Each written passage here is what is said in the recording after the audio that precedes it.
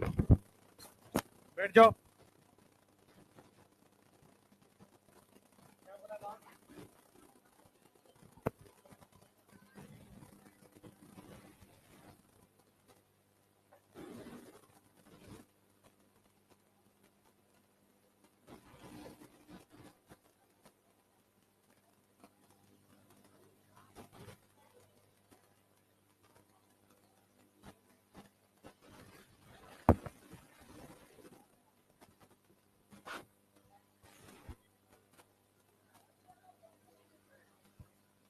चलो पढ़ रहे।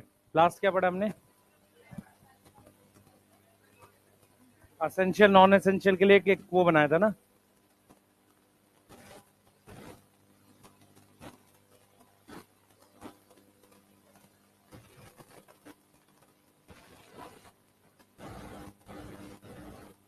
आ जाओ। असेंशियल नॉन एसेंशियल यही लास्ट पढ़ रहे थे हम लोग, तो वही तो बता रहा हूँ। बोर्ड पे ध्यान दो। हाँ, कौन सा? ये फिनाइलएलानाइन दोबारा बताऊं? क्या हो गया तुम लोग है? थोड़ा सा तो फिर तो पूरा बताना पड़ेगा, थोड़ा थोड़ी होता टॉपिक। किसको और नहीं समझ में आया बताओ, फिर मैं बताऊं पूरा। कल वाला जो टॉपिक लास्ट पढ़ाया था वो समझ में आ गया था सबको? पहले सुन लो, नहीं तो जिसको नहीं आया पहले सुनो ध्यान से। इधर ध्यान देंगे सारे, इधर देखो सब लोग। तो भाई पिटाएगा नहीं तो सब लोग ध्यान देंगे। देखो, कल हमने जो टॉपिक पढ़ा था लास्ट, उसमें हमने essential non essential amino acid के लिए एक टॉपिक पढ़ाया था। असेंशियल अमीनो एसिड वो होते हैं जो हमें किस में चाहिए? डाइट में। सही है। नॉन एसेंशियल बॉडी में बन जाते हैं। ये बात थी, ठीक है। अब हमने क्या बोला है बेटा? हमने ये बोला है कि हमारे पास क्या था इसको लेके, हम जो कल बात कर रहे थे, हमने यही बात बोली थी कि फिनाइलएलानाइन नाम का जो अमीनो एसिड है वो एसेंशियल है। उसको कन्वर्ट करते हैं टायरोसिन। समझ में आ रहा है? और इसके लिए एक एंजाइम चाहिए, हाइड्रोक्सिलेज। तो कौन एसेंशियल है इसमें? ये एसेंशियल है। और ये क्या है? नॉन एसेंशियल है। समझ में आ रहा है? टायरोसिन कई चीजें बनाता है। एक थायरोक्सिन हार्मोन बनाता है, ठीक है, एक मेलानिन बनाता है, डोपामिन, ये सारा बनाता है। अभी हम भी कह रहे हैं कि एक जेनेटिक डिसऑर्डर है। जेनेटिक डिसऑर्डर का मतलब होता है कि ये डिसऑर्डर जीन्स में कुछ म्यूटेशन की वजह से है, इसमें मेरे पास ये एंजाइम नहीं बनता। उस जेनेटिक डिसऑर्डर का नाम है पीकेयू। उसमें ये एंजाइम नहीं बनता। अगर ये एंजाइम नहीं बनेगा तो टायरोसिन जो है वो घट जाएगा और फिनाइलएलानाइन बढ़ जाएगा। ये बात याद आ रही है सबको? टायरोसिन घट जाएगा, फिनाइलएलानाइन बढ़ जाएगा। जब टायरोसिन घट जाएगा तो फर्क किस पे आएगा? मेलानिन पे। फिनाइलएलानाइन बढ़ जाएगा तो फिनाइलएलानाइन ज्यादा होने की वजह से फिनाइल पाइरुवेट बनाएगा। अब फिनाइल पाइरुवेट कब बनता है? जब लिवर डीएमिनेशन कर देता है। ये फिनाइल पाइरुवेट एक तो यूरिन में आएगा, दूसरा ये न्यूरॉन में जाकर मेंटल रिटार्डेशन करेगा। न्यूरॉन में जाकर क्या करेगा? ये मेंटल रिटार्डेशन करेगा। यहां तक समझ में आ रही है? यहां तक समझ में आ रही है? तो हम यहां पर ये कह रहे हैं कि जो फिनाइल पाइरुवेट है वो यूरिन में आएगा, और तो यूरिन में आना फिनाइल पाइरुवेट का, इस डिजीज को ही कह रहे हैं phenyl ketone urea. Phenyl ketone urea का सिम्टम है फिनाइल पाइरुवेट का यूरिन में आना। फिनाइल कीटोन यूरिया हो क्यों रहा है? क्योंकि एक म्यूटेशन हो गई है, ठीक है, जिसकी वजह से वो जीन गड़बड़ हो गई है जो एंजाइम बना रही है। क्लियर है? तो हम इस टॉपिक को यहाँ क्यों पढ़ रहे हैं? इस टॉपिक को इसलिए पढ़ रहे हैं कि फिनाइलएलानाइन एक एसेंशियल अमीनो एसिड है, जिसको अगर हम डाइट में खा रहे हैं, सही है, तो उसके बाद टायरोसिन बन पाता है। ऑल्दो टायरोसिन भी हमें डाइट में मिल जाएगा, लेकिन हमें फिनाइलएलानाइन जरूर चाहिए, नहीं तो टायरोसिन बनेगा नहीं। ये क्लियर है? तो हमने यहाँ पर क्या पढ़ा? हमने ये पढ़ा कि अमीनो एसिड हमारे पास दो प्रकार के होते हैं, एक असेंशियल और एक नॉन असेंशियल। असेंशियल वो है जो हमें किसमें चाहिए? डाइट में। देखो ये लिखा हुआ डाइट में। असेंशियल अमीनो एसिड के नाम याद करने हैं, अरवा, हिल, एमपीटीटी। मतलब अरवा में ये आर लगाने का पर्पस है, आप एलानिन ना याद करके आर्जिनिन याद करो। वी से वैलिन, एस से histidine, isoleucine, leucine, lysine, methionine, phenylalanine, tryptophan और थ्रियोनिन। अब ध्यान से सुनेंगे। पी से मेरे पास दो वर्ड हो सकते हैं, एक हो सकता है प्रोलीन, और एक हो सकता है फिनाइलएलेनिन।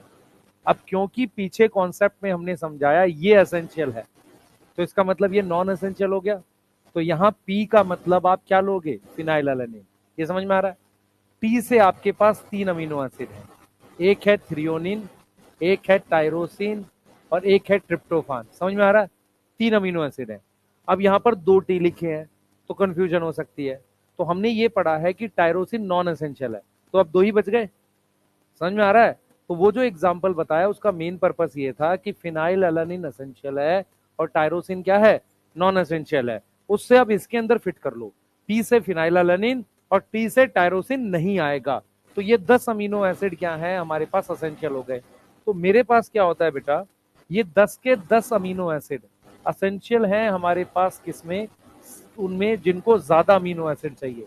ज्यादा अमीनो एसिड किसको चाहिए बेटा, वो फीमेल जो लैक्टेटिंग मदर है, या कोई छोटे बच्चे हैं जिनकी ग्रोथ हो रही है, या जो पेशेंट किसी बीमारी से रिकवर कर रहा है, उनकी प्रोटीन की रिक्वायरमेंट ज्यादा होती है। ठीक है, उसमें 10 एसेंशियल है।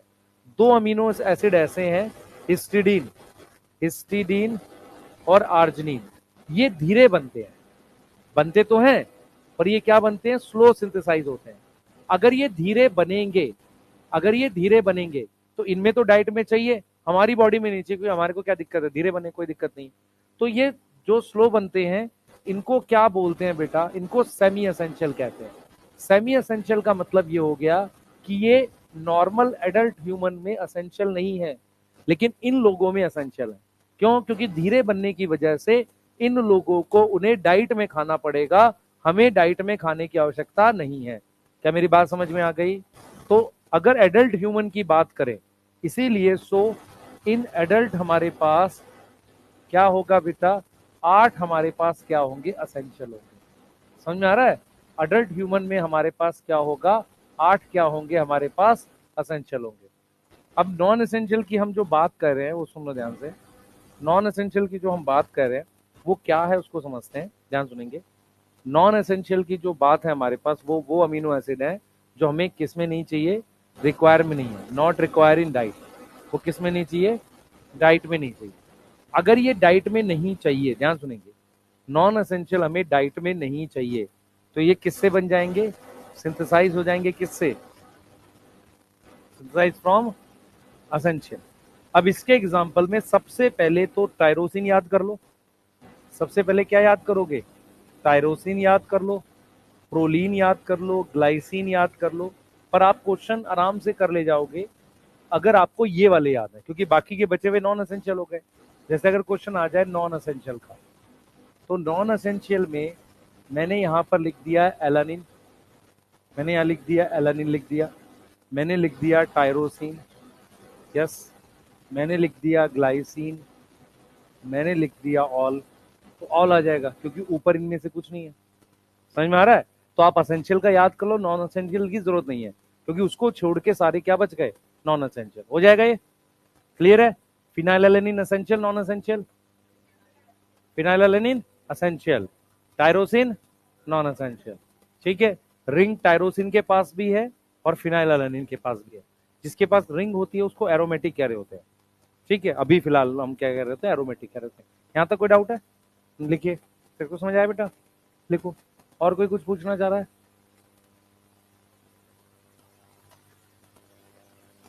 सेमी एसेंशियल का मतलब है कि आधा जरूरी है। आधा जरूरी क्या है, हमारी बॉडी में धीरे बनते हैं, तो हमें तो जरूरत नहीं पड़ेगी क्योंकि हमारी प्रोटीन की रिक्वायरमेंट बहुत हाई नहीं है। पर जिनकी प्रोटीन की रिक्वायरमेंट हाई है तो उनको बाहर से खाने पड़ेंगे कि नहीं। मान लो कोई चीज धीरे बनेगी, सही है, तो क्या ऑप्शन है, या तो वेट कर लो, नहीं तो बाहर से ले आओ। हम वेट कर सकते हैं क्योंकि हमारी प्रोटीन की रिक्वायरमेंट कम है, लेकिन जो वो स्पेशल केसेस है वो वेट नहीं कर सकते। समझ में आ गई बात। ठीक है, और पूछो।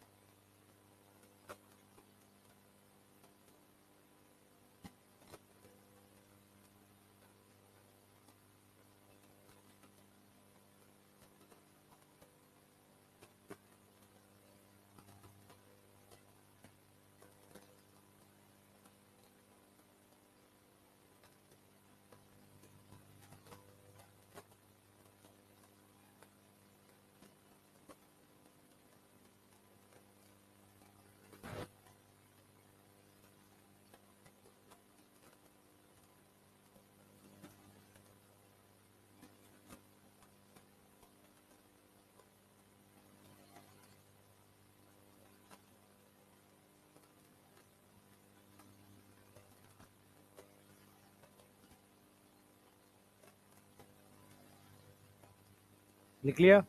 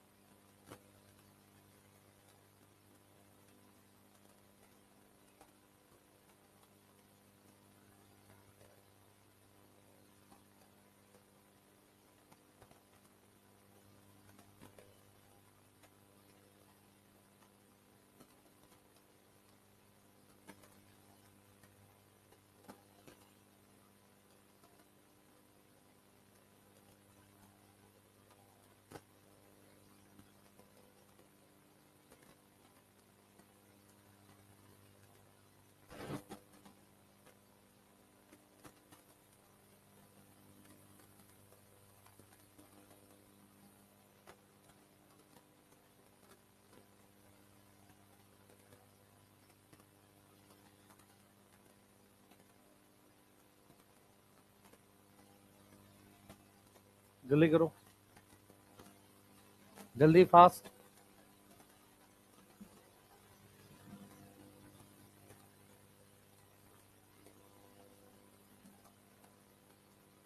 लिख लिया सबने? कौन कौन कराता है डोपा प्राइम का प्रिंट? अब लगभग सभी लोग कराते हैं। अच्छा, एक काम करेंगे, वे बायोमोलिक्यूल लास्ट चैप्टर 11 का, ठीक है, जब ये कंप्लीट हो जाएगा तो डोपा प्राइम के असाइनमेंट्स का फॉन्ट छोटा करा के, मतलब कि एक पेज में लगभग 80 क्वेश्चन आ जाए, इतना छोटा छोटा करा के 12-14 पेज में पूरा कंबाइन, पूरी 11 की बॉटनी का वो कंबाइन करवा के मैं आपको दे दूंगा। उससे फायदा क्या होगा बता देता हूँ। एक तो कॉस्ट कम हो जाएगी, नहीं तो वो 40-50 पेज होगी। दूसरा क्या होगा, कम में रहता है तो मेंटल ब्लॉक नहीं रहता कि यार क्वेश्चन बहुत ज्यादा है। समझ में आ रहा है? तो और उसका सॉल्यूशन आपके पास रहेगा यूट्यूब पे। आपने कुछ नहीं करना, एग्जाम से पहले उसको 4 से 5 बार सॉल्व कर लेना बस, है ना। हर 2-3 वीक में एक बार सॉल्व करो, ठीक है। मार्क करना नहीं करना वो आपकी मर्जी है, मार्क करोगे तो पेंसिल से करना ताकि रब करके दोबारा कर सको। समझ में आ रहा है? मैं छोटा फॉन्ट इसलिए कर रहा हूँ क्योंकि बहुत सारे बच्चों को बहुत कॉस्ट पड़ती है प्रिंट में, ठीक है, वो कॉस्ट बच जाएगी, ठीक है। पहला तो ये हो गया। दूसरा क्या हो गया, कम पेज में आ जाएगा तो आपको ये रहेगा कि चलो 3 पेज में एक चैप्टर का, या 4 पेज में एक चैप्टर का, है ना, या 3 पेज में एक चैप्टर का, तो आपके सारे चैप्टर का 11 का पूरा कर देंगे, ठीक है ना। हाँ, उसी को बनाना है अब आपने, कोई कुछ नहीं बनाएगा, सिर्फ उसी को सॉल्व करेगा और नोट्स पढ़ेगा, कुछ नहीं करना किसी को।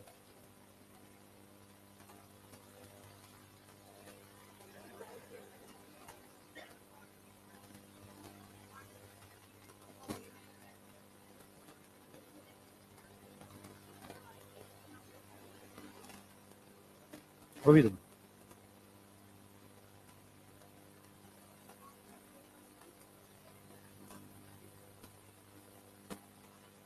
बेटा देख, मेरा पर्पस ये है कि आपके किसी तरीके से 180 में से 160, 65, 70 आ जाए। मुझे 180 नहीं चाहिए, ठीक है। 180 मुझे तब चाहिए जब बाकियों में तुम्हारे 160 आ रहे हो। समझ में आ रहा है मैं क्या बोलना चाह रहा हूँ एग्जैक्टली? तो हम एक्स्ट्रा एफर्ट वहां करें जहां हम ज्यादा कमजोर हैं। समझ में आ रहा है? जो ठीक हो, जब मान लो मुझे किसी तरीके से इतना ही करने से 170 आ गए बॉटनी में, तो मुझे क्यों पढ़नी है एनसीईआरटी? उसकी जगह जो टाइम बचे मैं क्या करूं फिर उसमें? फिजिक्स पढ़ूं। इसे टाइम मैनेजमेंट करें ना। मैं आपका काम आसान कर रहा हूँ, आप उसको और मुश्किल कर रहे हो। मैं कह रहा हूँ प्लांट ग्रोथ में अगर 2-3 एनसीईआरटी के दिए हैं, उन क्वेश्चन को सॉल्व करते वो लाइन देख ले एनसीईआरटी से, बस खत्म हो गया, ठीक है। हाँ, क्योंकि प्लांट ग्रोथ में वो ग्रोथ वाले की बहुत ज्यादा क्वेश्चन आएगा नहीं, आएगा सिर्फ हार्मोन्स के रोल, ठीक है। उसकी तो दिक्कत नहीं हो रही एनसीईआरटी की, तो बस बात खत्म हो गई। समझ में आ रहा है मैं क्या बोलना चाह रहा हूँ? आप एक्स्ट्रा ऑर्डिनरी करने के चक्कर में लास्ट में फंस जाते हो हर साल। बहुत सारे बच्चों को पता है लास्ट में कुछ नहीं होता फिर। सही तरीका ये है जो आपको मिनिमम रिसोर्सेज बताए उतना कर लो। अगर उसके बाद भी आपके नंबर नहीं आए हैं, मान लो आप उसके बाद उसके बाहर से पेपर आ गया, तो साल पेपर टफ है, कट ऑफ अपने आप नीचे है। ये मेंटली प्रिपेयर हो। आपने सिर्फ अपने नोट्स रिवाइज करने हैं। हर नोट्स को कोशिश करो एक सिंगल पेज में लिख लो, पूरे चैप्टर के या 2 पेज में। वो कर सकते हैं हम लोग किसी तरीके से, छोटा छोटा अपनी गंदी राइटिंग में जैसा आपको समझ में आए लिख लो। उसी 2 पेज को बार बार रिवाइज करना है और डोपा प्राइम सॉल्व करना है। इससे आपका रिवीजन का टाइम घटेगा। समझ आ रहा है? कहीं कोई कॉन्सेप्ट नहीं समझ में आ रहा है, कोई बातें भूल रहे हो, तब जाके उसका लेक्चर देख लेना है या उसका डाउट पूछ लेना तब। नहीं तो जो चैप्टर समझ आ गए, पूरे चैप्टर के 40-50 पेज के नोट्स होते हैं, 100 पेज के, 80 पेज के, उसको समराइज करो 2 पेज में खुद से। एक पेज में 4 बॉक्स बना लो, छोटा छोटा करके लिख लो, उसी को पेंसिल से मार्क करके बार बार पढ़ो, वही दिमाग में बैठता चला जाए। समझ आ रहा है मैं क्या बोल रहा हूँ? अब उससे असाइनमेंट सॉल्व करते रहो। वही 2 चीज अगर आप बार बार करते रहे एग्जाम के टाइम तक, तो आपके पूरे नंबर आ जाए। ठीक है, अब मुझसे पूछोगे एनसीईआरटी पढ़नी चाहिए, मैं बोल तो रहा हूँ, पर ये मैं यूट्यूब पर बोल रहा हूँ। समझ में आ रहा है? बोलो। ठीक है, बाकी तुम्हारी मर्जी है, मंजिल भी खरीद लो, फिर से मंथन भी खरीद लो, पैसा दो जाके, तुम्हारी मर्जी है, कोई कौन मना कर रहा है? सब ले लो। मेरी बात समझ में आई मैंने क्या बोला? जितना आपको चाहिए मैं उतना आपको खुद से दे रहा हूँ, आप अपना दिमाग ना लगाओ उसमें। ठीक है, माइलस्टोन टेस्ट को फिर से अरेंज करके मैं एक बार फिर सीरीज रन कर दूंगा। आप चाहो तो उसका भी मैं कंप्रेस करके दे देता हूँ, उसका आप टेस्ट लगा लो। और बेस्ट है कि आप डोपा प्राइम सॉल्व कर लो। क्लियर है? खत्म। अब इस पे कोई डिस्कशन नहीं कि एनसीईआरटी पढ़नी चाहिए नहीं पढ़नी चाहिए, कितनी पढ़नी चाहिए, वो आपकी मर्जी है। ठीक है, यस। चलो हेडिंग डालो, इसको पढ़ रहे हैं। अब सुनेंगे सारे बच्चे ध्यान से जो मैं बात बोलूंगा, सुनो सब लोग, कोई कुछ लिखा का नहीं। मैं कोशिश कर रहा हूं कि आप लोग का चीजें कम हो, आपको ज्यादा करना है, पता नहीं क्यों। मत करो बेटा ज्यादा, है ना? सुनो, आप देखो मैं क्या कह रहा हूँ। किसी भी अमीनो एसिड में आपको ये 3 ग्रुप दिख रहे हैं। एक NH2 दिख रहा है, COH दिख रहा है, एक R दिख रहा है। ठीक है, अमीनो एसिड जब पानी में होता है, ध्यान से सुनेंगे, अमीनो एसिड जब पानी में होता है तो उसकी कुछ प्रॉपर्टी होती है, जैसे फिजिकल केमिकल प्रॉपर्टी, जैसे आप ऑर्गेनिक में पढ़ते हो। तो अमीनो एसिड की फिजिकल और केमिकल प्रॉपर्टी इन तीनों पे डिपेंड करती है, NH2, R, COH पे। समझ में आ रहा है? ठीक है, तो अमीनो एसिड, एक सिंगल अमीनो एसिड की फिजिकल और केमिकल प्रॉपर्टी 3 ग्रुप पे डिपेंड कर रही है। NH2 पर, बेसिक ग्रुप पे, एसिडिक ग्रुप पे, और इसका जो R है जिसे हम इसका फंक्शनल ग्रुप कह रहे हैं, इस पे डिपेंड कर रही है। मेरी बात समझ में आ रही है? यस। तो एनसीईआरटी लिखती है कि केमिकल और फिजिकल प्रॉपर्टी डिपेंड करती है NH2 पर और COH पर और R ग्रुप पर। अब मैं आपको ये समझाऊंगा, ध्यान से सुनेंगे। मेरे पास एक अमीनो एसिड ये है, ध्यान से देखेंगे सारे बच्चे। मेरे पास एक अमीनो एसिड ये है, ठीक है, ये दूसरा अमीनो एसिड है, ये तीसरा अमीनो एसिड है। हर अमीनो एसिड पर एक तरफ NH2 होता है और एक तरफ क्या होता है, COH। एक तरफ NH2 है और एक तरफ क्या है, COH। एक तरफ NH2 है और एक तरफ क्या है, COH। ठीक है, अब मैं क्या करता हूं, इनके बीच में बॉन्ड बना दिया ऐसे। ठीक है, तो जो ग्रुप फ्री है वो सिर्फ इनका R ग्रुप फ्री है। मेरी बात समझ में आ रही है? R ग्रुप फ्री है। मतलब अगर मैं सिंगल अमीनो एसिड की बात करता हूं, ध्यान से सुनना, सारी बातें एक बार में समझ में आएगी। अगर मैं सिंगल अमीनो एसिड की बात करता हूं तो उसके 3 ग्रुप हैं जो उसको केमिकल रिएक्शन या फिजिकल प्रॉपर्टी देते हैं, पहला पॉइंट। अगर हम बात करते हैं कि अमीनो एसिड ने चेन बना दी तो उसका COH और NH2 ग्रुप यूज हो जाता है। इसका और इसका छोड़ दें, थोड़ा थोड़ा बचा हुआ, लेकिन COH और NH2 ग्रुप यूज हो गया। तो जो फ्री ग्रुप है वो R ग्रुप है। उस R ग्रुप को हम फंक्शनल ग्रुप या हम नाम देते हैं साइड चेन। क्या नाम देते हैं? Side chain. तो ये जो साइड चेन है, ये साइड चेन कैसे बिहेव करता है, इसके हिसाब से हम अमीनो एसिड को पोलर या नॉन पोलर कहते हैं। तो हमने लिखा है classification of amino acid on the basis of R group. किस बेस पे? आर ग्रुप पे। नॉन पोलर वो होते हैं, इनको हम न्यूट्रल भी कहते हैं। नॉन पोलर वो होते हैं, इनको न्यूट्रल भी कहते हैं, जिसका आर ग्रुप जो होता है वो एक तरीके का हाइड्रोकार्बन होता है। और वो क्या करता है मैं बताता हूं आपको। देखो, पोलर नॉन पोलर का कॉन्सेप्ट ये है कि अमीनो एसिड में अगर आप ध्यान से देखोगे, सिंगल अमीनो एसिड में NH2 और COH ग्रुप भी उसको पानी में घोल सकते हैं, लेकिन NH2 COH बॉन्ड बनाने में यूज हो गए। तो जो फ्री है वो मेरे पास कौन सा है? आर ग्रुप है। फ्री कौन सा है मेरे पास? आर ग्रुप है। तो जो आर ग्रुप है, अगर वो पानी के साथ हाइड्रोजन बॉन्ड बना ले तो उसे कहेंगे पोलर। अगर आर ग्रुप पानी के साथ हाइड्रोजन बॉन्ड ना बनाए, तो पानी में नहीं घुल रहा है, तो उसे हम क्या बोलेंगे? नॉन पोलर या न्यूट्रल। समझ में आ रहा है? तो अगर मैं आपको कुछ एग्जांपल लिखूं कि मेरे पास एक कुछ अमीनो एसिड है जिनको हम नॉन पोलर कहते हैं, इसमें जी जो है वो ग्लाइसिन है, ग्लाइसिन में आर जो होता है वो बराबर में एच होता है। फिर मेरे पास आ जाता है एलानिन, एलानिन में आर जो होता है मेरे पास क्या होता है? CH3 होता है। फिर आ जाता है वैलीन, वैलीन में आर बराबर में देखो क्या है, ध्यान से देखो बेटा, आर बराबर में CH और इसके साथ CH3 और CH3। स्ट्रक्चर याद नहीं करने, आपको ये समझना है कि इनमें अगर आप ध्यान से देखो, आर ग्रुप एक हाइड्रोकार्बन है, ये वाला आर ग्रुप, जिसकी वजह से ये पानी के साथ क्या नहीं बना पाएगा? हाइड्रोजन बॉन्ड नहीं बना पाएगा, पानी में नहीं घुलेगा।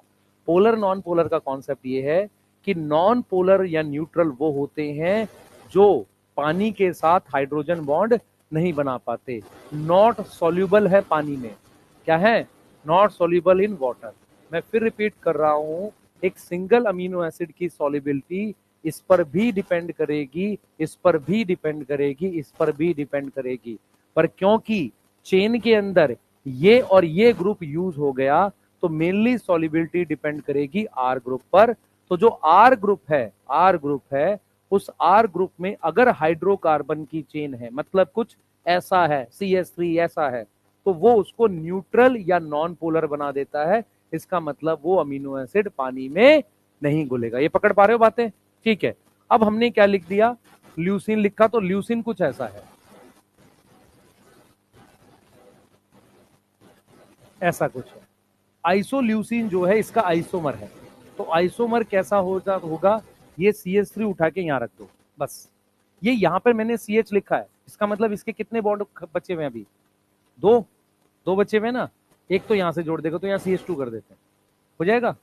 ठीक है। आइसोल्यूसिन में क्या करोगे? इस ग्रुप को उठा के कहां रख दोगे? यहां। समझ में आ रहा है? फिनाइल एलेनिन याद है किसी को? फिनाइल एलेनिन क्या था? एलेनिन पे फिनाइल, तो ये यहां पर CH2 और इसके साथ ये फिनाइल। ये जो मैं ऐसे लिख रहा हूं ना, ये बॉन्ड है बेटा यहाँ पे, है ना? सही है। अब ये वाले नॉन पोलर, क्या हमें स्ट्रक्चर याद करना? नहीं, हमें स्ट्रक्चर याद करना है सिर्फ किसका? एलानिन का, सिर्फ एलानिन का। यहां तक कोई डाउट है? यहां तक कोई डाउट है? अब हम बात कर रहे हैं पोलर की। अब हम किसकी बात कर रहे हैं? पोलर की बात कर रहे हैं। किसकी बात कर रहे हैं? पोलर की। हम किसकी बात कर रहे हैं? पोलर की। पोलर में हमने क्या किया है, ध्यान से सुनेंगे। पोलर में क्या होता है बेटा? जो आर ग्रुप होगा, आर ग्रुप में ऐसे कंपाउंड होंगे जैसे OH ग्रुप प्रेजेंट हो। अगर आर में मेरे पास यहां पर OH है, तो पानी के साथ बॉन्ड बन जाएगा, हाइड्रोजन बॉन्ड। ठीक है, तो OH ग्रुप हो गया, या एसिड हो गया, या क्या हो गया? बेस हो गया। इसकी वजह से क्या हो जाएंगे? सॉल्युबल हो जाएंगे किसमें? पानी में। ऐसे अमीनो एसिड को क्या बोलते हैं? पोलर। अब ये हम पढ़ते क्यों है, ये समझना, ध्यान सुनेंगे, ध्यान सुनेंगे। ये सारी प्रोटीन, अमीनो एसिड, ये सब कहाँ होते हैं? सेल में होते हैं। सेल के अंदर मीडियम पानी है, सही है। अब मान लो आपके पास एक चेन है ऐसे लंबी सी, उसमें कई तरह के अमीनो एसिड है। ये वाला नॉन पोलर है, ये वाला पोलर है, सही है, और ये वाला क्या है? मान लो ये पोलर है, ये नॉन पोलर है, ऐसा कुछ है। अब जब ये चेन फोल्ड करेगी, फोल्ड ये ऐसे करेगी कि सरफेस पर आर ग्रुप वो आएंगे जो पानी से घुलते हो। क्यों? क्योंकि सब कुछ पानी में चल रहा है। मैं फिर रिपीट कर रहा हूं, चेन ऑफ अमीनो एसिड बन जाती है, उसमें सिर्फ आर ग्रुप होता है रिएक्ट करने के लिए। अब वो चेन जब फोल्ड करती है, फोल्डिंग इस तरीके से की जाती है कि सरफेस पर वो अमीनो एसिड आए जो पानी के साथ डिसॉल्व हो सके। तो वो कौन से हैं? पोलर। अंदर वो पहुंचे जो पानी से दूर रहना चाहते हैं, तो कौन से हो गए? Non polar. समझ में आ रहा है? बोलो, समझ में आ रहा है कि नहीं आ रहा? ये चीज क्लियर है? तो नॉन पोलर अमीनो एसिड कहां मिलेंगे मुझे?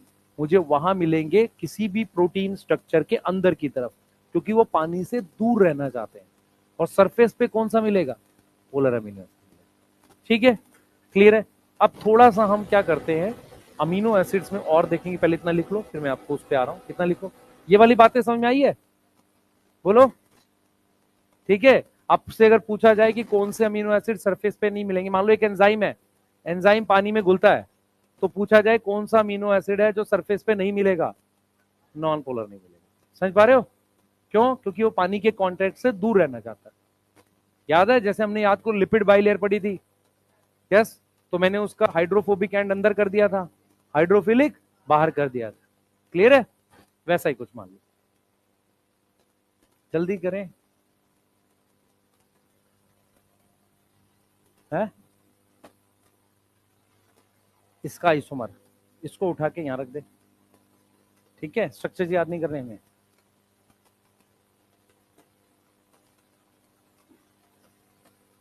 तुम्हारी एनसीईआरटी ने किसको लिखा है? वैलिन को। ये एनसीईआरटी ने लिखा है। एनसीईआरटी ने क्या लिखा है? सिर्फ वैलिन का नाम लिखा है न्यूट्रल में। न्यूट्रल में किसका नाम लिखा है? वैलिन का। सही है? वैलिन का स्ट्रक्चर देख पा रहे हैं सब लोग? है ना, कार्बन की चेन है, इसलिए वो क्या है? न्यूट्रल है। ठीक है, जल्दी बना लो।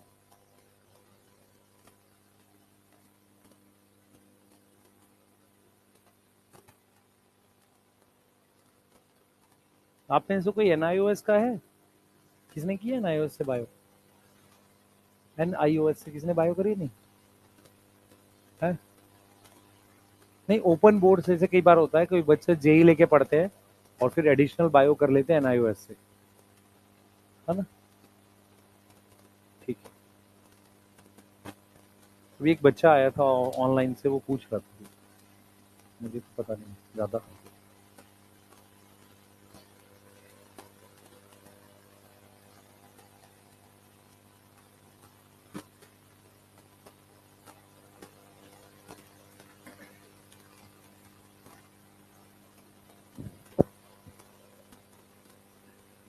जल्दी करो बेटा।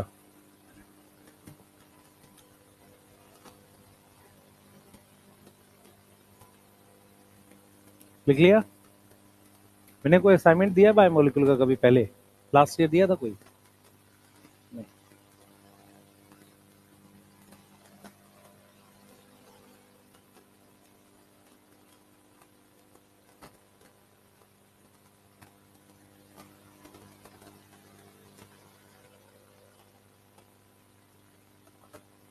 इस संडे टेस्ट है कोई? क्या आ रहा है? 100। ठीक है।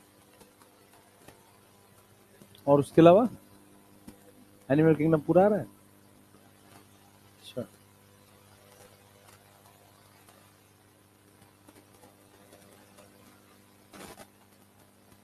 और क्वेश्चन कहां से कर रहे हो? एनिमल किंगडम के मॉड्यूल से। क्वेश्चन चाहिए? मैं देखता हूँ, मेरे पास एनिमल किंगडम था, मैं देता हूँ। पुराने बने हुए कुछ में कुछ answer cross check MD sir से कर लेना। ठीक है।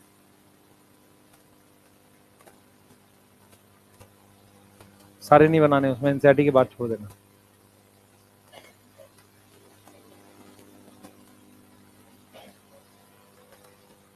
पीवाईक्यू तो बॉटनी में भी लगाने चाहिए।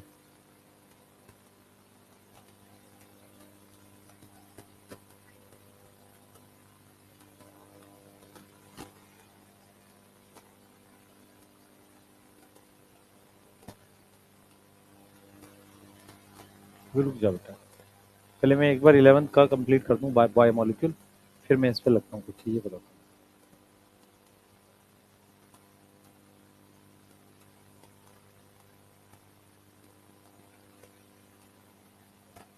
हाँ बेटा। क्या चीज? ये एलानिन है CS3। तुझे सिर्फ एलानिन का याद रखना है, एनसीईआरटी ने वेलिन का नाम दिया हुआ है। एनसीईआरटी पढ़ोगे ना, न्यूट्रल में वेलिन का नाम दे रखा है किसी के पास एनसीईआरटी? चेक कर लो, न्यूट्रल में वेलिन का नाम दे रखा है, बस हम ये कह रहे हैं आपको। लिख लिया? जल्दी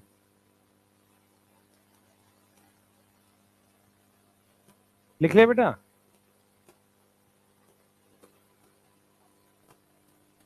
लिख लिया? बात कर रही थी ना अभी एकदम। सब बच्चे जो हैं, जैसे मैं देखूंगा दूसरी तरफ बात करना, ऐसा लगेगा जैसे मैं देख ही नहीं रहा था। अजीब हाल है। हाँ।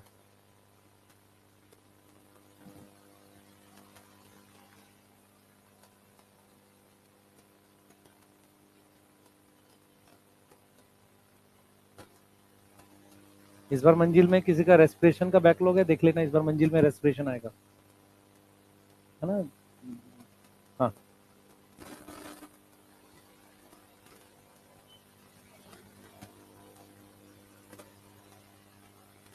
चले आगे। हाँ।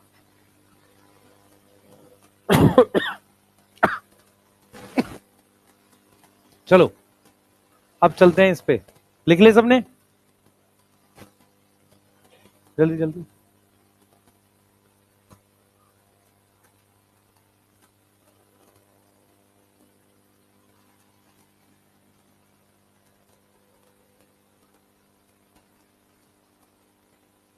जल्दी करो बेटा।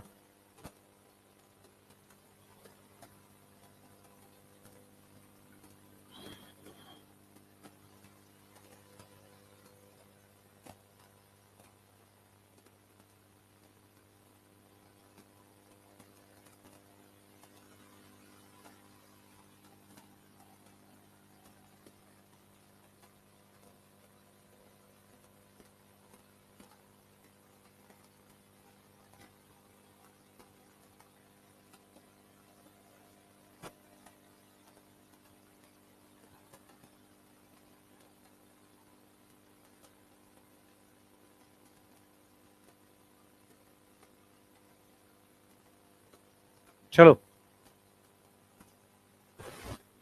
आ जाओ।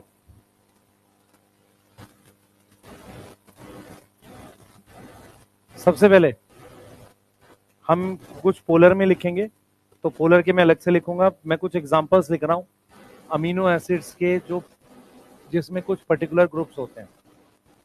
जैसे OH कंटेनिंग कौन कौन से होते हैं जिसमें OH ग्रुप होता है? आप 3 कर चुके हो। आप टायरोसिन कर चुके हो, सीरीन कर चुके हो, यस, है ना? सीरीन कर चुके हो। एक थ्रियोनिन होता है ना? और एक होता है सीरीन। डायरेक्ट क्वेश्चन आएगा कि ऐसे अमीनो एसिड बताओ जिनमें हमारे पास क्या होता है बेटा? OH ग्रुप होता है, तो नाम रहेगा TTS। कैसे याद करोगे? TTS करोगे। अब सुने ध्यान से। एरोमेटिक होता है जिसमें रिंग प्रेजेंट होती है। क्या प्रेजेंट होगी? रिंग प्रेजेंट होगी, ठीक है? एक रिंग प्रेजेंट होती है, उसमें एक तो हो गया फिनाइल एलानिन और एक टायरोसिन हो गया। दो हो गए, फिनाइल एलानिन टायरोसिन हो गया। उसके अलावा एक होता है ट्रिप्टोफान। ट्रिप्टोफान जो है बेटा, ट्रिप्टोफान में अगर किसी को याद हो, हमने एक रिंग पढ़ी थी ट्रिप्टोफान में, वो थी ऐसे वाली एक रिंग, ये थी बेंजीन की, और उसके साथ एक ये रिंग जुड़ी हुई थी। इसको इंडोल रिंग बोला था हमने। क्या बोला था? इंडोल रिंग बोला था। यहां से CH होगा, CH2 करके ऐसे जुड़ा होगा, तो इस रिंग को हमने क्या बोला था? Indole ring. तो ये जो इंडोल रिंग है ना, ये ट्रिप्टोफान में होती है। कौन सी रिंग है ये? Indole ring. ये मेरे पास ट्रिप्टोफान में होती है, और ये एरोमेटिक भी है। तो एरोमेटिक के 3 एग्जाम्पल हो गए, फिनाइल एलेनिन, टायरोसिन, ट्रिप्टोफान। अगर क्वेश्चन आए एरोमेटिक अमीनो एसिड कौन से हैं, तो 3 है, फिनाइल एलेनिन, एलन टायरोसिन और ट्रिप्टोफान। उसमें से इंडोल रिंग किसके पास है? ट्रिप्टोफान के पास। और याद करो, ट्रिप्टोफान क्या बनाता था? ऑक्सिन। याद आया? ये क्या बनाता था? ऑक्सिन। अब मेरे पास कुछ अमीनो एसिड होते हैं जिनमें सल्फर होता है। क्या होता है? सल्फर। तो जो सल्फर कंटेनिंग होते हैं उनके नाम है, हम ऐसे याद करेंगे, MCC। M से मिथ्योनिन है और एक है सिस्टीन और एक है सिस्टाइन। आप ऐसे याद करोगे MCC। अब मेरी बात ध्यान से देखेंगे सारे बच्चे। सिस्टीन जो होता है उसमें R ग्रुप जो होता है वो CH2SH होता है। ध्यान से देखना सारे बच्चे, हमारे पास ये एक चेन है जिस पर ये N टर्मिनल और C टर्मिनल मतलब NH2CH ग्रुप है। यहां पर ये R ग्रुप है, ये R ग्रुप यहां पर जो है वो सिस्टीन है, तो वो हो गया CH2SH। समझ में आ रहा है? अब यहां पर एक R ग्रुप है, वो हो गया CH2SH, बीच में और भी R है मान लेते हैं। सही है, मैं उनमें R लिख देता हूं, सिर्फ मैं नहीं लिख रहा। तो आपको ये समझ में आ रहा है कि मैंने यहां पर 2 सिस्टीन लिख दिए हैं। ये दिख रहा है सबको? मैंने कितने सिस्टीन लिख दिए? 2। एक यहां पर हो गया और एक यहां पर हो गया। अब ये क्या करता है, ये इस तरीके से बॉन्ड बना लेता है। ये CH2 यहां है, यहां CH2 है, इसने सल्फर सल्फर बॉन्ड बना लिया। ये आपने देखा है, इसे डाइसल्फाइड ब्रिज कहते हैं। यही वो डाइसल्फाइड ब्रिज है जो आपके पास किसमें दिखता है? एंटीबॉडीज में। किसमें दिखता है? एंटीबॉडीज में। याद आया किसी को? एंटीबॉडीज में दिखता है। यही हमने इंसुलिन में पढ़ा था। इंसुलिन याद करो, सी चेन बायोटेक में, ए चेन, बी चेन, सी चेन। सी चेन काट के हटा देते हैं और वो सल्फर सल्फर बॉन्ड बन जाता है। तो सल्फर सल्फर बॉन्ड को क्या बोलते हैं? डाइसल्फाइड। और वो किसकी वजह से बनता है? सिस्टीन। अब जो काम की चीज है वो सुनेंगे। पुराने टाइम में जब स्वेटर के लिए लोग ऊन लेने जाते थे तो ऊन को जलाकर देखते थे, तब पता चलता था ओरिजिनल ऊन है। सही है? ओरिजिनल ऊन का मतलब होता है जलाने के बाद वो स्मेल करता है। थोड़ा सा जलाना, पूरा आग नहीं लगा देना, ठीक है? हाँ, थोड़ा सा जला के चेक करना है कि वो स्मेल करता है। स्मेल इसलिए करता है कि ऊन जो है एक ऐसी प्रोटीन है जो उस एनिमल ने अपनी बॉडी के बाहर रिलीज करी है, सेल के बाहर रिलीज करी है। आप याद करिए, प्रोटीन 2 तरह की होती है। एक जो सेल के अंदर रह जाती है, याद करो लाइसोसोम हमने पढ़ा हुआ था, सॉरी वो गोल्जी बॉडी। गोल्जी बॉडी कुछ प्रोटीन बाहर फेंकती है और कुछ प्रोटीन अंदर रखती है। याद आ रहा है? कुछ प्रोटीन बाहर फेंकती है, कुछ अंदर रखती है। जो भी प्रोटीन सेल के बाहर फेंकी जाती है उनको एक्स्ट्रा स्टेबिलिटी देने के लिए उनमें डाइसल्फाइड बॉन्ड होता है। फिर रिपीट कर रहा हूं, सेल के अंदर एनवायरनमेंट ठीक है, अगर प्रोटीन को सेल के बाहर फेंका जाता है तो उसके अंदर डाइसल्फाइड बॉन्ड दिया जाता है। बेस्ट एग्जांपल है एंटीबॉडीज। एंटीबॉडीज जो है हमारे पास बी लिम्फोसाइट अपने बाहर फेंकते हैं। कहां फेंकते हैं? ब्लड में। समझ में आ रहा है? तो जो भी प्रोटीन बाहर फेंकी जाती है सेल से, उनमें क्या रहता है? डाइसल्फाइड ब्रिज रहता है। क्या रहता है? डाइसल्फाइड ब्रिज रहता है। एग्जाम्पल एंटीबॉडी, इंसुलिन एक हार्मोन है, सही है, जो किसने बनाया था? बीटा सेल ने बनाया था, पेनक्रियास के। समझ में आ रहा है? तो जो भी प्रोटीन्स बाहर रिलीज की जाती है, प्रोटीन्स जिनको बाहर सिक्रीट किया जाता है, सिक्रीटेड आउट, उनके अंदर हमारे पास क्या होता है? डाइसल्फाइड बॉन्ड होता है। यस और नो? डाइसल्फाइड बॉन्ड होता है। अब एक चीज याद रखिए कि अभी इस अमीनो एसिड का नाम सिस्टीन है। जब ये बॉन्ड बना लेता है तो इनका नाम सिस्टाइन हो जाता है। इसका मतलब ये हुआ, सिस्टीन तब तक है जब तक ये SH है। जब इन्होंने सल्फर सल्फर बॉन्ड बना लिया तो नाम बदल के क्या हो गया? सिस्टाइन। तो डिफरेंस बिटवीन सिस्टीन सिस्टाइन समझ में आ गया? ये तुम्हारी केमिस्ट्री के एनसीईआरटी में लिखा हुआ है। सिस्टीन और सिस्टाइन में डिफरेंस ये है, सिस्टीन तब है जब वो अमीनो एसिड है, और जब वो बॉन्ड बना लेगा तो उसका नाम बदल के क्या हो जाएगा? सिस्टाइन हो जाएगा। कोई डाउट इस बात में? ठीक है। और डाइसल्फाइड ब्रिज हमेशा उन प्रोटीन्स में होगा जिनको बाहर फेंका जाता है। कौन बाहर फेंकता है? सेल बाहर फेंकता है। सही है। अब आते हैं बेसिक पे, बात करते हैं। देखो, हर अमीनो एसिड पर एक NH2 ग्रुप होता है, लेकिन अगर एक्स्ट्रा NH2 ग्रुप हो, एक्स्ट्रा NH2 ग्रुप कहां पर हो?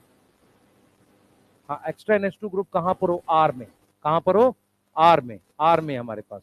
तो इसके 3 एग्जांपल याद करने आपको। HLA, एस से है हिस्टिडीन, यस, एल से है लाइसीन, ए से है आर्जिनिन। अब जरा ध्यान से सुनेंगे, ये तो पहला लेवल हो गया, आपसे डायरेक्ट पूछेगा बेसिक अमीनो एसिड। ठीक है, तो आप क्या याद करोगे? HLA। OH पूछेगा तो TTS। ठीक है, सल्फर कंटेनिंग MCC कर पाएंगे? आगे सुनेंगे ध्यान से। अब वो ये कह रहा है कि 2 नाइट्रोजन इसमें है, सॉरी 3 नाइट्रोजन इसमें है, 2 इसमें होती है और 4 इसमें होती है। कौन मोस्ट बेसिक है इसमें?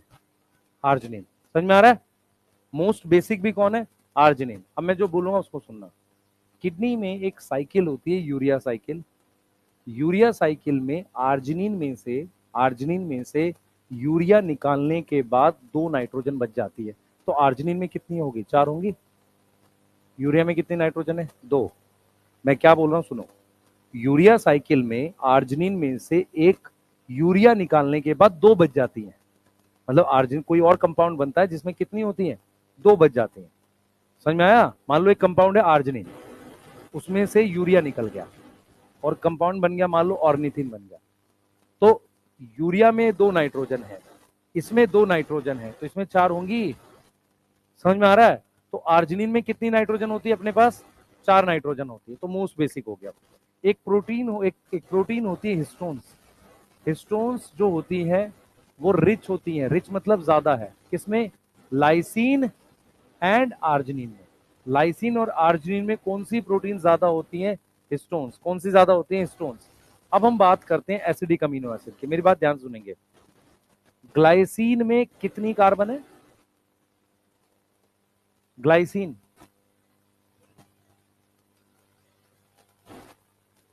भगवान 2 है ना? यहां एच लगा दिया। कितनी कार्बन है? 2 कार्बन है। बोलो। ठीक है। अब एसिडिक अमीनो एसिड देखो 2 होते हैं। याद करना है, इसमें एक्स्ट्रा सीओएच ग्रुप है। एक्स्ट्रा क्या है? COH group. ऐसे याद करना, ए जी। ए से एस्पार्टिक एसिड। एस्पार्टिक एसिड में आर जो है, ध्यान सुनेंगे, एस्पार्टिक एसिड में हमारे पास जो आर है, आर जो है, आर बराबर में CH2COH होता है। सही है। ग्लूटामिक एसिड, ग्लूटामिक एसिड में हमारे पास आर बराबर में CH2COH होता है। कितनी बात में डाउट है कोई? बोलो। अब मुझे कौन बच्चा बताएगा number of carbon in aspartic acid? 4। अब समझ में आ रहा है? बोलो। Number of carbon in aspartic acid 4। Number of carbon in glutamic acid 5। सही है? क्लियर है? इसलिए एस्पार्टिक एसिड का अमीनो ग्रुप निकाल के OA बनता था 4 कार्बन का।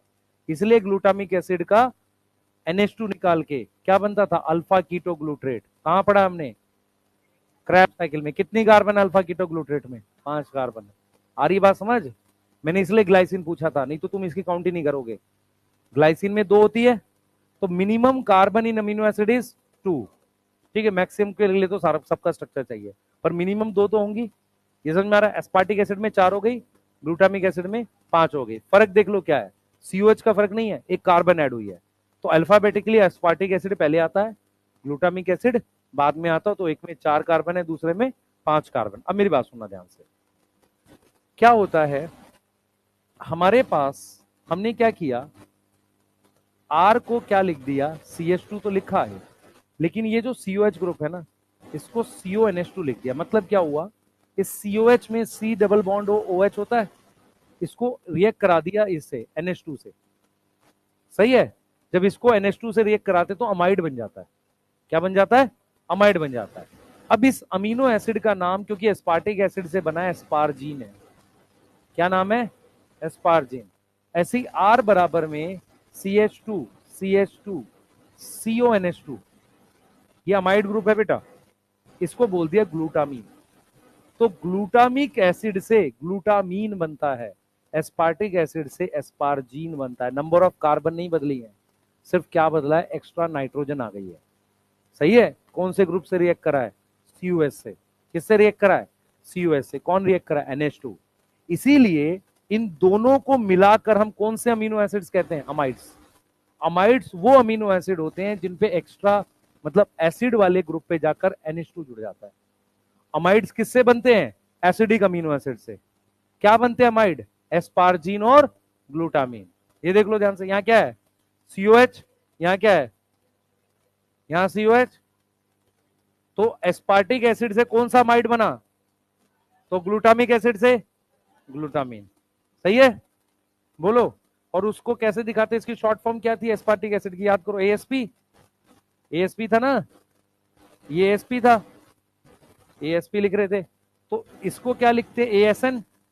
एएसएन क्या बताएगा कि इसमें नाइट्रोजन है? नहीं, ऐसे इसको क्या लिखते हैं? जीएलएन, है ना। और यहाँ जीएलयू लिख रहे हैं, याद आ रहा है?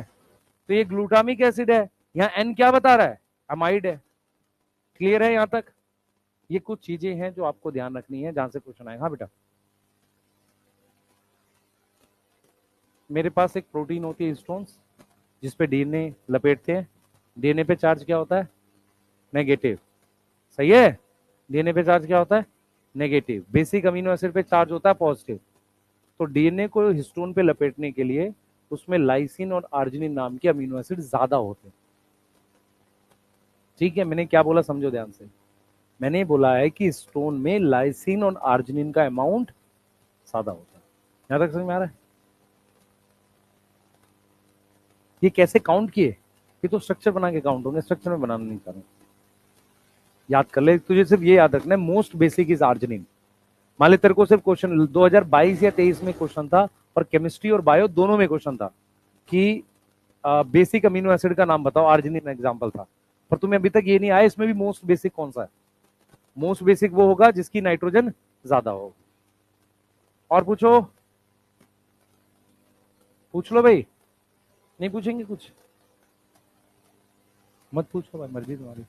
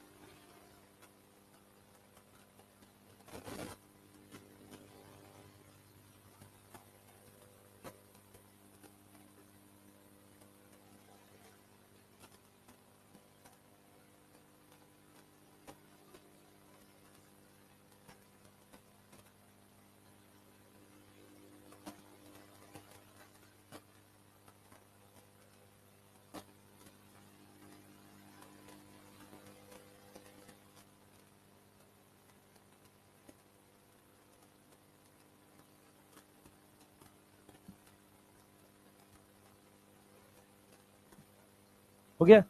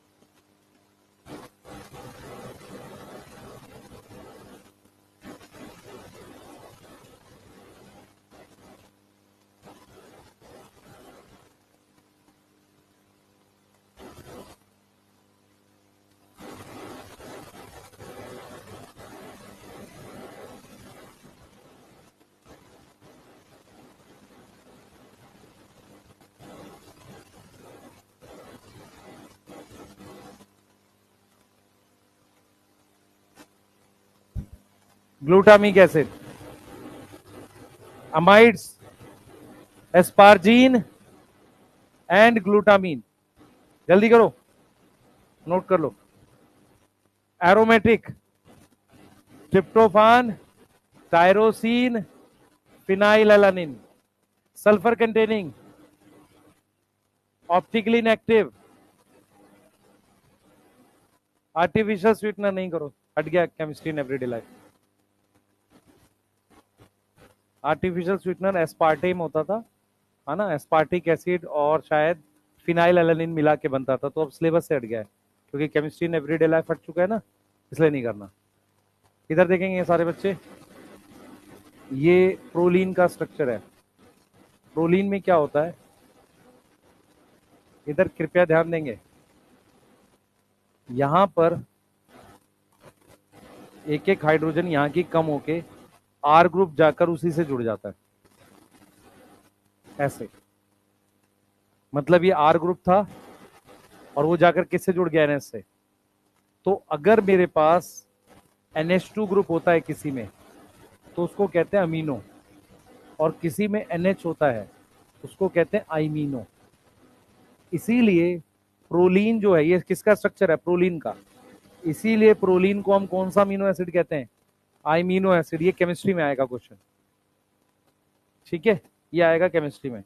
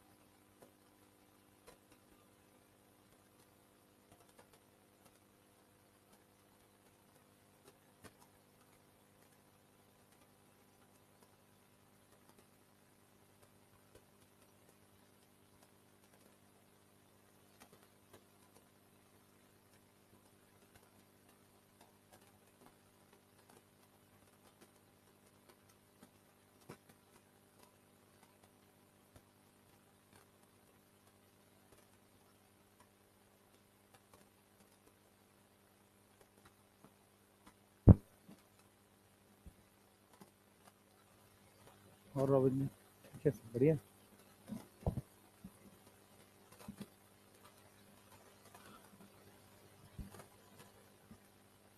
लिख लिया,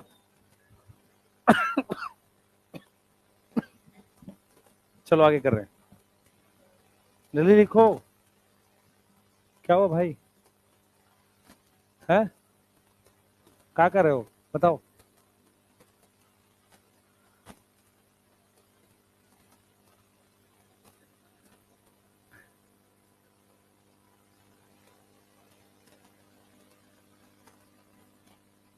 कुछ एक्स्ट्रा क्लास लेनी पड़ेगी आपको MD सर से, मुझे ना, उनका तो 12 चालू हो गया है ना।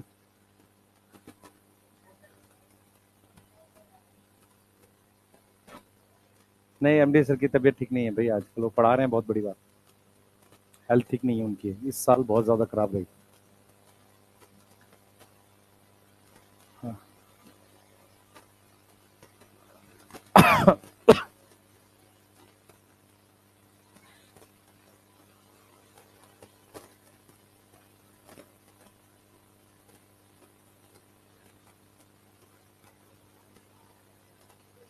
बेटा मेरे 12th में चैप्टर तू भी पढ़ लिया कर भाई, है ना। जेनेटिक्स के दोनों चैप्टर मेरे पास हैं, और sexual reproduction, flowering plant, ecology, microbes, ठीक है।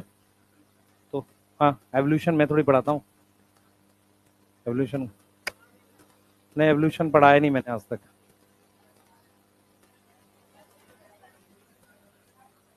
है।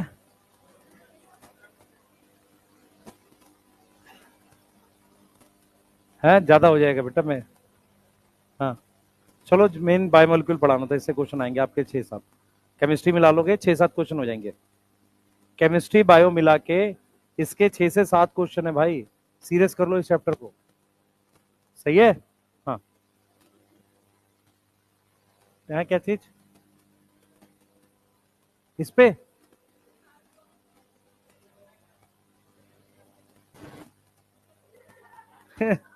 केमिस्ट्री का क्वेश्चन तेरे नोट से?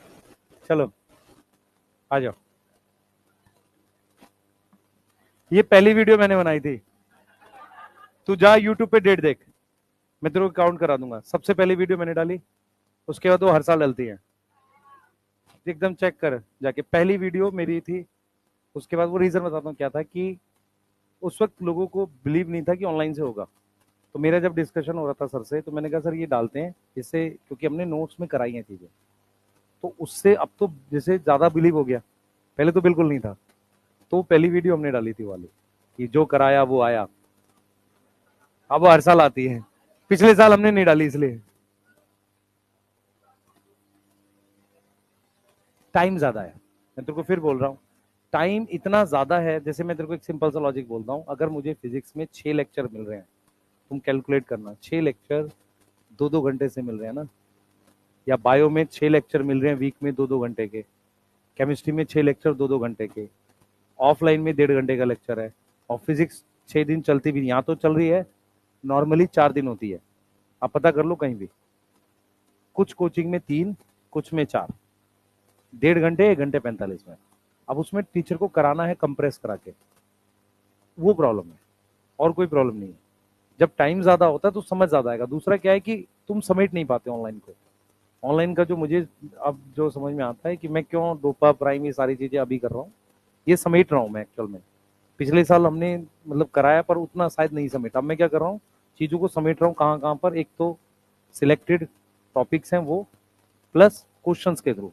मान लो इतने असाइनमेंट बनाने हैं तुम्हें, जैसे क्या होगा जब आज से 2 महीने, मान लो 1 महीने बाद या 2 महीने बाद तुम कहोगे सर रिवीजन कैसे करें, तो फिर मैं वीडियो बना दूंगा, सुबह उठ के 6 बजे पढ़ना है।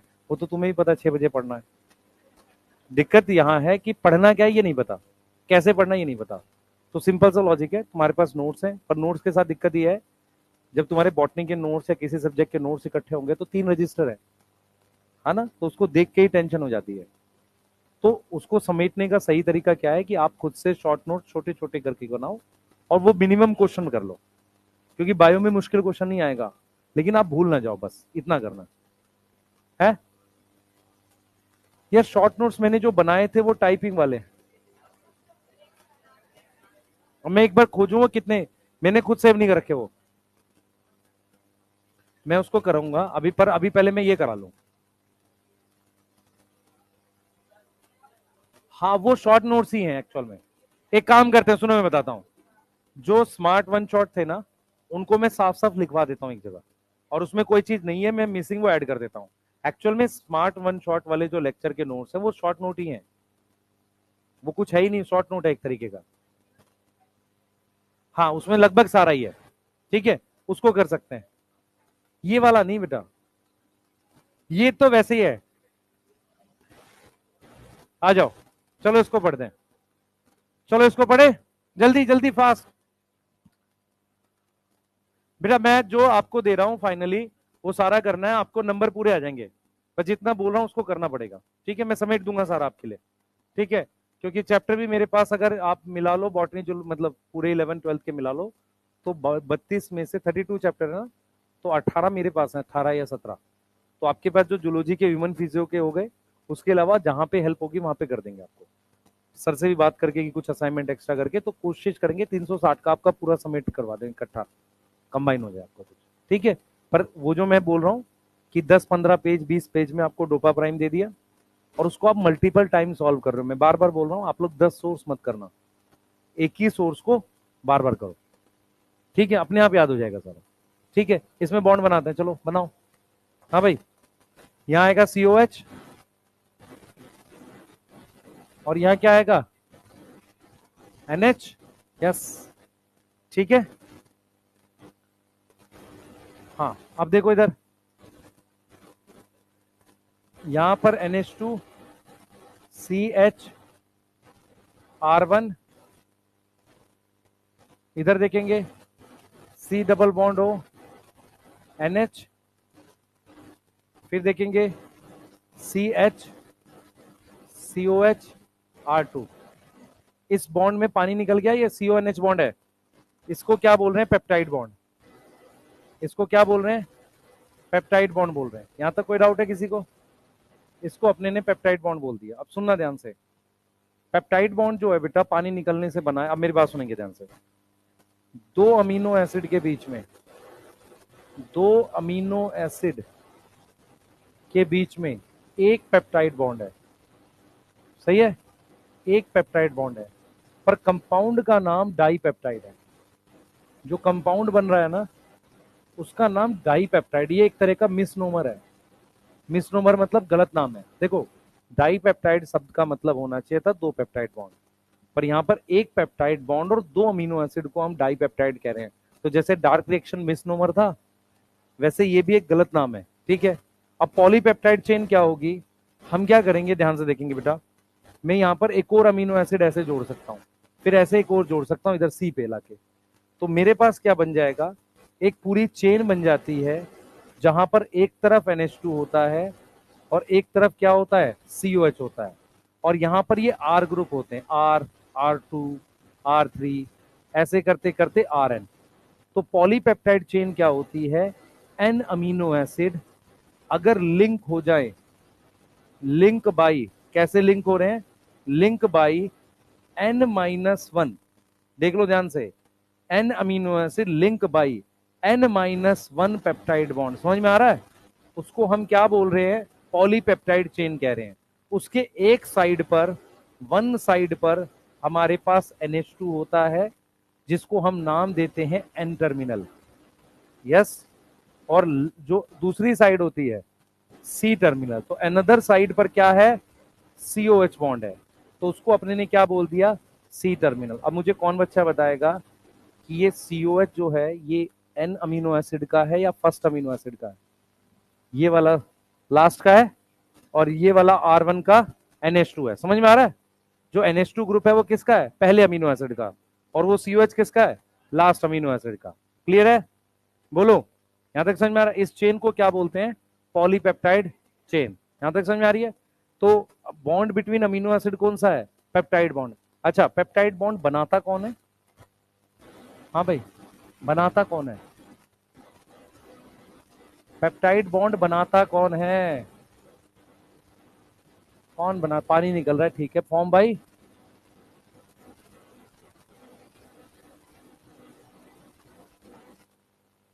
ठीक है। पेप्टाइड बॉन्ड बनाने के लिए सिर्फ एक ऑर्गेनल है, राइबोसोम।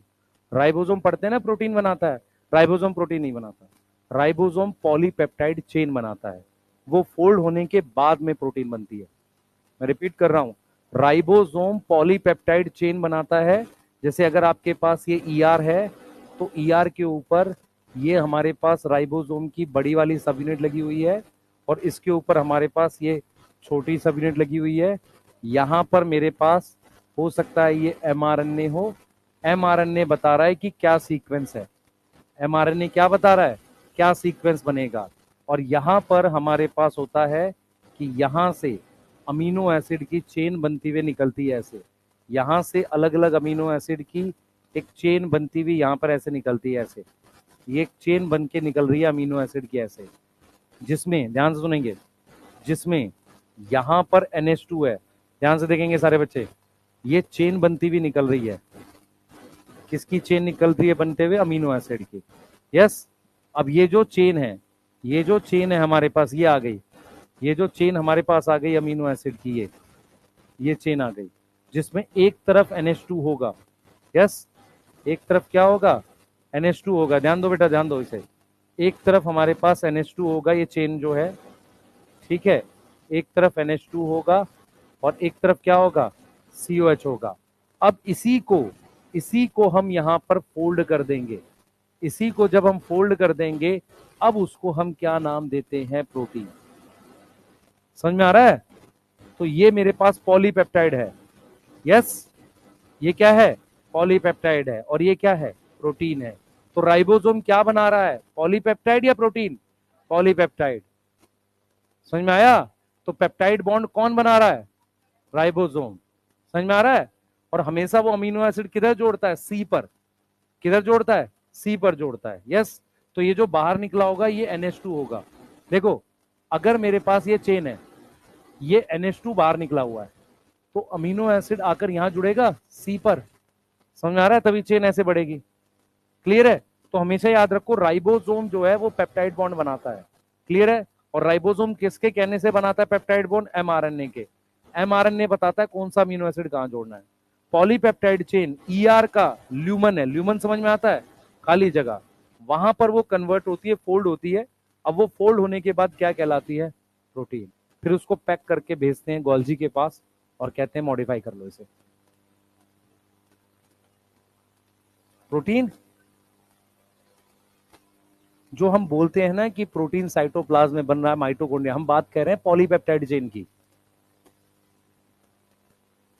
जब तक देख मेरी बात समझ ध्यान से, जब हम जेनेटिक्स में पढ़ते हैं वहां पर लिखते हैं राइबोसोम पॉलीपेप्टाइड चेन बनाता है।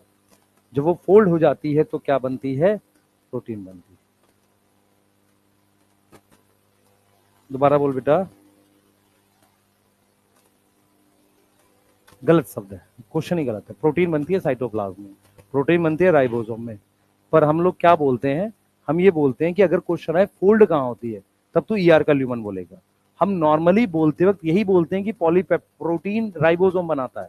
लेकिन अगर तेरे पास दो स्टेटमेंट आ जाए कि पॉलीपेप्टाइड और प्रोटीन में से कौन सा बनाता है, तो फिर पॉलीपेप्टाइड मार्क करेंगे। बेटा मेरी बात समझ, जब हम बात करते हैं तो कुछ जनरल स्टेटमेंट भी तो होती है। जनरल स्टेटमेंट क्या है कि प्रोटीन राइबोसोम बनाता है, पर बिल्कुल करेक्ट स्टेटमेंट क्या है कि राइबोसोम पॉलीपेप्टाइड चेन बनाता है। हाँ, ER के अंदर कहां बन रही है, बना तो राइबोसोम रहा, वो बन के जा ER में रही है। दोनों जगह बनती है, ऐसा फ्री भी होता है। ये तो RER हो गया ना, ये कौन सा हो गया, RER, रफ एंडोप्लाज्मिक रेटिकुलम की बात कर रहे हैं। फ्री भी होते हैं कुछ राइबोसोम। Yes yes yes. और पूछो, कोई कुछ पूछ रहा है। 60S, 16S RRNA बेटा राइबोसोम का पार्ट है ना। 30S कैटलिस्ट की तरह तो काम करता है। 23S 28S जो पेप्टाइडाइल ट्रांसफरेज एंजाइम है ना, जो बनाता है पॉलीपेप्टाइड चेन, वो पॉलीपेप्टाइड चेन बनाता कौन है, राइबोसोम में। लार्ज सब यूनिट में होता है वो। कहाँ होता है, लार्ज सब यूनिट में। ठीक है, वो एक राइबोजाइम होता है। वो करेंगे हम, यहाँ पे नहीं, यहाँ पे करेंगे तो गड़बड़ हो जाएगा। आगे पूछो। Primary structure not protein. कर रहे, आगे आ रहा हूं, नोट करो, प्रोटीन पे आएंगे, जल्दी करो बेटा।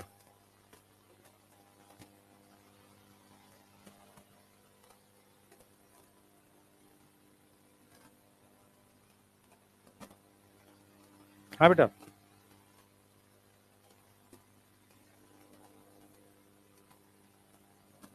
हम्म, क्या चीज है,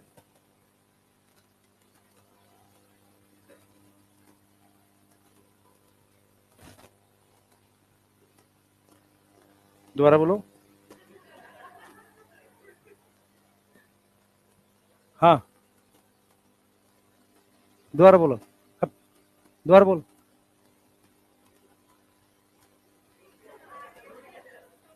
एक मिनट चुप, बोल बेटा।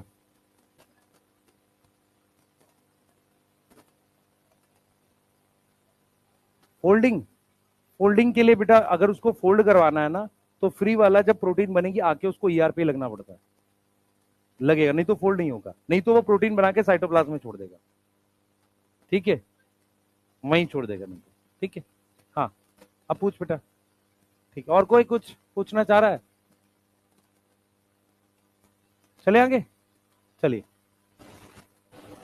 देखो बेटा मैं पढ़ाऊंगा जरूर 5 मिनट और, 5-10 मिनट और। तुम टाइम देख रहे हो, मैं पिटाई कर दूंगा 2 तार की। हाँ, अभी तुम बेटा कम से कम नहीं तो 30 साल जियोगे, और 30-35 साल तो जियोगे ही। ज्यादा कैसे जिलेगा भाई, जो पोल्यूशन चल रहा है उसके हिसाब से तो मुझे नहीं लग रहा, है ना। हाँ, है 70 मुश्किल है बेटा, 70 हमारा पॉसिबल नहीं है। हाँ, 70 नहीं अब जाएगा भाई, है 60 एथ मैक्स, है ना। और 60 में ही बेटा तुमने जिस तरीके से तुम पढ़ते हो, जो तुम काम कर रहे हो ना, वो सारे तुम भुगतोगे 60 तक में ही, है ना। बच्चे दौड़ा दौड़ा के मारेंगे तुम लोग को, ठीक है, पढ़ाई मत करो तुम लोग। हाँ हाँ, तुम्हारे नोट्स के रजिस्टर देखेंगे, कहेंगे इतना कराने के बाद भी तुम नहीं पढ़े, पेरेंट्स को बोलेंगे नहीं ऐसे, है है। मतलब तू पढ़ेगा नहीं, नोट्स जला देगा लेकिन पढ़ेगा नहीं भाई साहब। हाँ,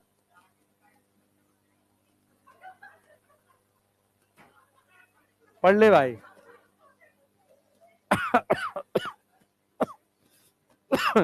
आ जाओ, बस बातें बना लो तुम, जल्दी फास्ट, जल्दी जल्दी जल्दी। हेडिंग डालो प्रोटीन्स जल्दी से। हेडिंग डालेंगे प्रोटीन्स। कल की टाइमिंग्स क्या है? 8:30 से क्लास, 8:30 से 10:30, उसके बाद 10:45 से पहली क्लास तुम्हारे में।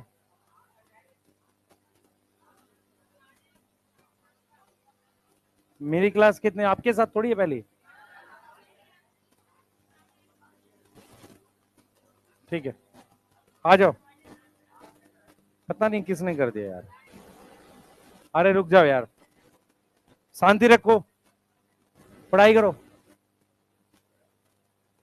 प्रोटीन्स हेडिंग डालो सबसे पहले, जल्दी प्रोटीन्स हेडिंग डालो बेटा। हम लोग बात कर रहे हैं प्रोटीन्स के फीचर की, बोर्ड पे देखो सारे, मेरी तरफ देखेंगे सारे बेटा, सुनो ध्यान से, बस भाई इधर ध्यान दो सारे, इधर सुनो सब लोग।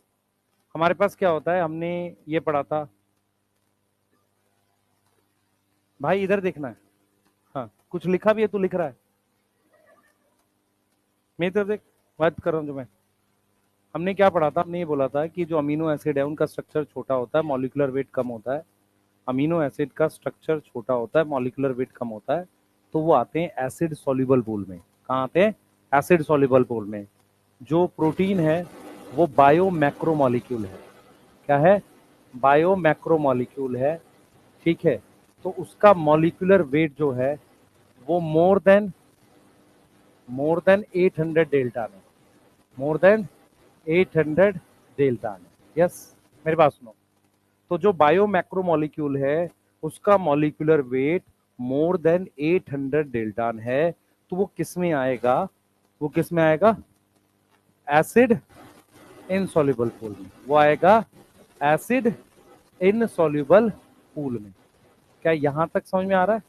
ठीक है। दूसरी चीज, अगर आपको नहीं पता तो बता देता हूं, स्टार्च में सिर्फ ग्लूकोज होता है, तो जब सेम चीज रिपीट होती है तो उसे कहते हैं होमोपॉलीमर। प्रोटीन्स में हमारे पास अलग अलग अमीनो एसिड रिपीट होते हैं, 20 अमीनो एसिड होते हैं, अलग अलग रिपीट होते हैं, तो ये क्या है? हेट्रोपॉलीमर है। क्या है ये? हेट्रोपॉलीमर है। हेट्रोपॉलीमर किसका? Of different 20 amino acid, different 20 amino acid. दूसरी चीज जो बहुत इंपॉर्टेंट है, सीक्वेंस ऑफ अमीनो एसिड कौन डिसाइड करता है? DNA. Sequence of amino acid मतलब, देखो ध्यान से सुनेंगे, अमीनो एसिड को जोड़ता है राइबोसोम, पर कौन सा अमीनो एसिड कहां जोड़ना है, किस नंबर पर जोड़ना है, वो कौन डिसाइड करता है? डीएनए। तो sequence of amino acid decided by DNA, decided by DNA. उस डीएनए को जो ये काम करता है उसी को अपने जीन बोलते हैं। यस, उसी को अपने क्या बोलते हैं? जीन बोलते हैं। यहां तक समझ में आ गई है? तो हेट्रोपॉलीमर है किसका? 20 अमीनो एसिड का। फोर्थ पॉइंट जो बहुत इंपॉर्टेंट है, हमारे पास क्या होता है बेटा, हम ये देखते हैं कि जब हम प्रोटीन को डिफाइन करते हैं तो प्रोटीन क्या होती है? Protein is folded, folded and functional. Folded और फंक्शनल क्या है बेटा? पॉलीपेप्टाइड चेन है। बहुत ध्यान से समझो इस बात को, फोल्डेड और फंक्शनल पॉलीपेप्टाइड चेन को ही हम प्रोटीन कहते हैं। इधर देखेंगे सारे, मेरे पास ये पॉलीपेप्टाइड चेन है, ध्यान से देखेंगे, ये पॉलीपेप्टाइड चेन है, इधर एन और इधर सी टर्मिनल है। मैंने इसको ये फोल्ड कर दिया ऐसे, और एक मैंने इसको ऐसे ऐसे फोल्ड कर दिया। ये सही फोल्डेड है, ये करेक्ट फोल्डेड है, सही है, और ये रॉन्ग फोल्डेड है।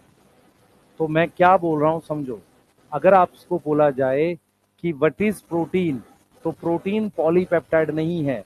जब पॉलीपेप्टाइड सही फोल्ड होती है, समझो ध्यान से, पॉलीपेप्टाइड कैसी होती है, करेक्ट फोल्ड होती है, तब वो क्या बनती है, फंक्शनल बनती है, तब उसे प्रोटीन कहते हैं। अगर वो सही फोल्ड होगी तब वो क्या करेगी, काम करेगी, क्या करेगी, काम करेगी, तब उसको प्रोटीन कह रहे हैं। ये काम नहीं करेगी, क्या करेगी, ये काम नहीं करेगी। तो मैं क्या बोल रहा हूं इसको समझो ध्यान से, पॉलीपेप्टाइड चेन डीएनए बनवाता है। अब जब एक पॉलीपेप्टाइड चेन बन जाती है तो वो एक तरीके से फोल्ड होती है। फॉर एग्जाम्पल, हेक्सोकाइनेज नाम का एंजाइम हर बार ऐसे ही फोल्ड हो रहा है, हर बार ऐसे ही फोल्ड हो रहा है। अगर उसकी फोल्डिंग गलत हुई तो वो काम नहीं करेगा, समझ में आ रहा है।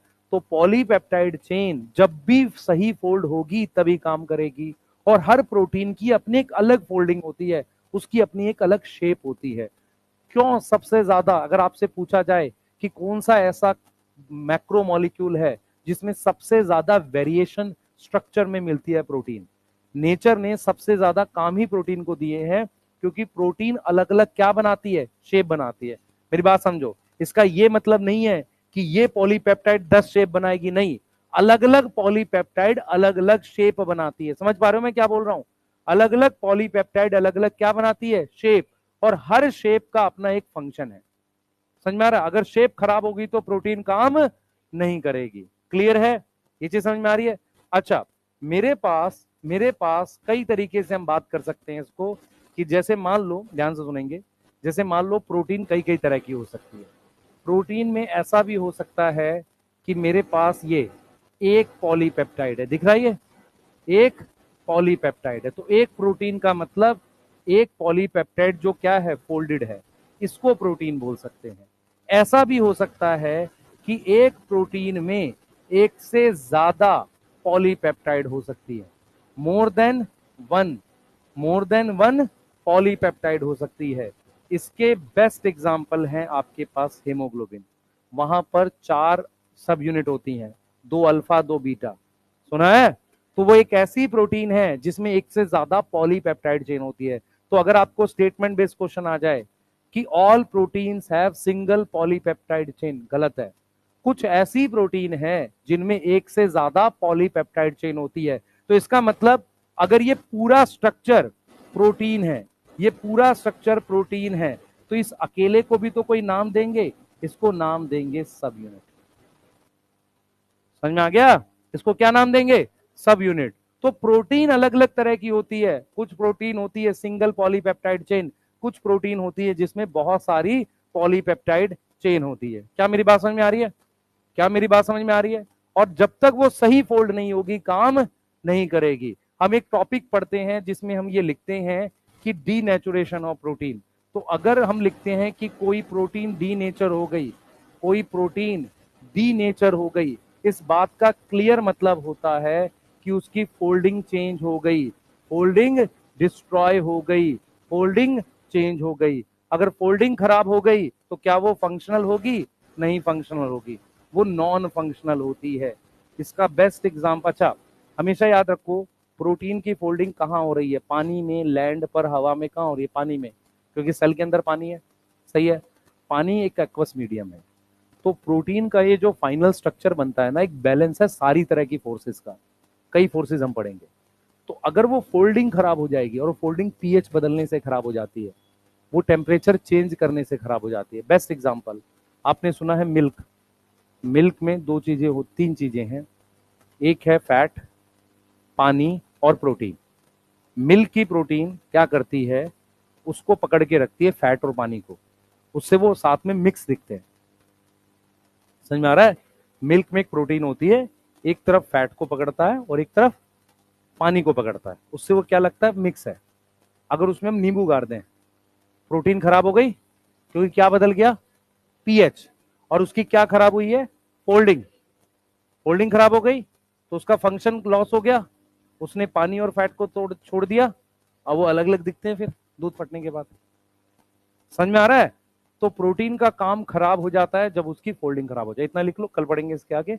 और कल मैं फिर बोल रहा हूं, यदि मेरी क्लास है पहली 8:30 की, तो कृपया मैं 8:35 पे एंट्री नहीं दूंगा, फिर ध्यान रखना। हाँ, कृपया करके टाइम से आना। हाँ, क्योंकि मैं ऊपर आज टाइम पे ही था, मैं कल भी टाइम पे था। ठीक है।